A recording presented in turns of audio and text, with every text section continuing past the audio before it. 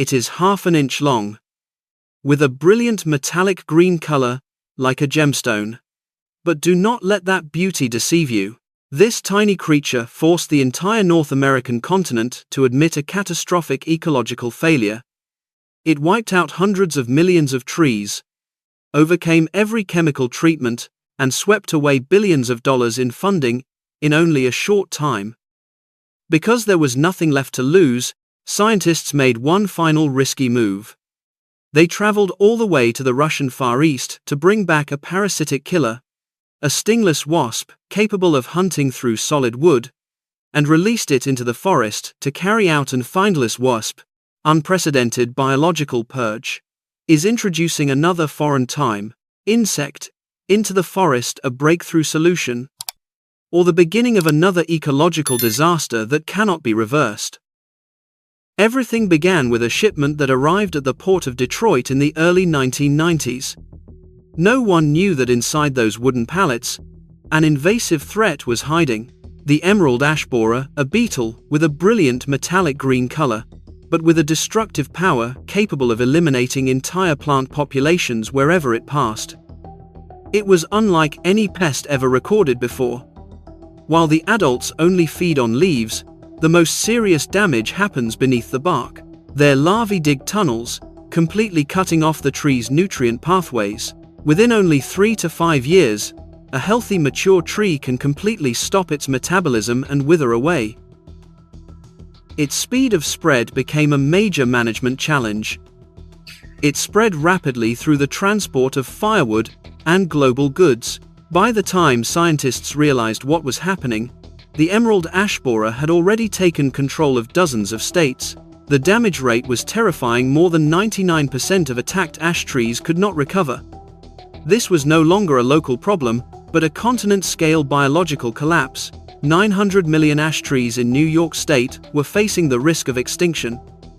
When ash trees are removed, the entire web of life depending on them, from birds and mammals to microorganisms in the soil, begins to decline in a chain reaction. At least 43 native insect species depend completely on ash trees for survival. When this tree disappears, they also face a silent extinction. In addition, the loss of ash canopy raises urban temperatures by 2 to 3 degrees Celsius in summer, worsening the urban heat island effect. Humans tried chemical intervention, but that method was impossible for hundreds of millions of trees deep inside forests. That was when we understood that human technology had reached its limit. When quarantine orders were replaced by more aggressive field strategies, it was not surrender. It was a step back to make room for a different strategy, using control agents from nature itself. The question was why, in its native home of Northeast Asia, does the emerald ash borer never destroy entire forests? Entomologist Jian Duan led an expedition deep into the Russian Far East, into Primorsky Krai. This is a harsh land. Duan searched for discolored beetle eggs on tree trunks. A discolored egg meant another organism had already entered it and neutralized it before it could hatch.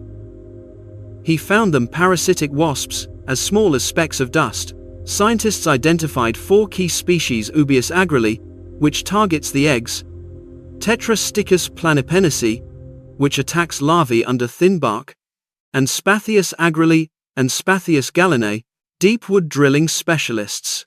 This was a multifunctional coordinated unit, operating at every stage of the target's life cycle. Over millions of years of evolution, these wasps had become the only natural enemies of the emerald ash borer.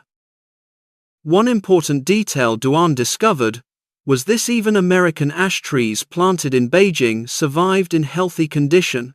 The reason was not that the trees had stronger resistance, but that these tiny predators were always present to keep emerald ash borer populations from ever rising beyond control. Moving an organism from one ecosystem to another is a decision that can alter the course of the environment. Remember the rabbit disaster in Australia, or the cane toad disaster. That is why this project was monitored more closely than almost any before it. Before the first wasp was released, experts had to answer one question: would it harm honeybees? Would it attack native butterflies? The missing ecological component in North America was natural predation pressure. Scientists carried out one of the strictest testing processes in history. They tested these wasps against 14 Native American beetle species to make sure they would not attack the wrong target. They even tested them against rare and beneficial insects. The result was that 100% of these wasps ignored every other target. Without the specific chemical signal of the emerald ash borer, they would rather stop developing than lay eggs in another host. The result was astonishing. They showed absolute parasitic specificity. They cared about only one thing: emerald ash borer larvae. The birth of the Wasp Release Project was not only an effort to save trees, it was a journey to rebuild a broken food chain that had been severed decades earlier. To understand why this solution is more effective than any chemical, you have to watch how a female Spathias gallinae works. It has no stinger to attack humans, but it possesses a sensory system far beyond modern detection technology. When it lands on the thick bark of an ash tree, the wasp uses its legs to sense the tiny vibrations created by emerald ash borer larvae moving deep inside the hard wood. It is a target it cannot see with its eyes at all. Once it has located the position precisely, it deploys a long needle-like structure, a biological drill piercing through the wood to reach the enemy's location. Even more astonishing, this drill is flexible like a fiber optic cable, able to bend and search for the exact position of the larva without needing to be pulled out and drilled again. It is a wonder of biological engineering that robotics engineers are still trying to imitate. It does not kill the borer immediately. It lays its eggs on or inside the body of the borer larva. When the eggs hatch, the young wasps consume the emerald ash borer larva from the inside out. It keeps the host alive for as long as possible to make sure the nutrition stays fresh. A harsh but perfect survival strategy. This special biological event happens silently beneath the surface of the tree. But it is the only key to saving the forest canopy. Their efficiency is impressive. One beetle larva can provide enough energy to raise more than 100 new wasps. This creates an exponential loop. While pesticides become less effective the more they are used, this biological agent reproduces by itself. Based on the latest field observations, a single initial pair of wasps can create a population of tens of thousands after only a few breeding seasons. The more beetles there are, the stronger the wasp population becomes. Nature is operating a self-balancing machine without needing a single liter of gasoline or chemical from humans. However, one major barrier remains: can these creatures from Russia and China survive the harsh North American winter and build a self-sustaining population? The answer lies in monitoring stations from Maine to Minnesota, where the data is gradually revealing an optimistic scenario unlike anything seen before. Recently, the latest scientific reports have shaken the forestry world. Scientists in New York and Connecticut recorded that the wasps released many years ago did not only survive, but also began migrating on their own.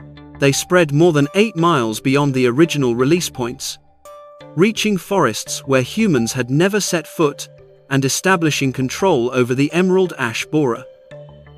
Field data recorded during this period revealed an unprecedented turning point for the first time. Experts confirmed an ecological overlap zone, where the reproduction rate of the parasitic wasps had begun to catch up with and control the invasion speed of the beetle. At several long-term research sites, the survival rate of ash trees after 10 years of attack increased from a predicted 0% to nearly 25%. Parasitism rates at some locations rose from almost nothing to 78%. This field recovery index exceeded even the most optimistic forecasts, proving that balance is gradually being restored.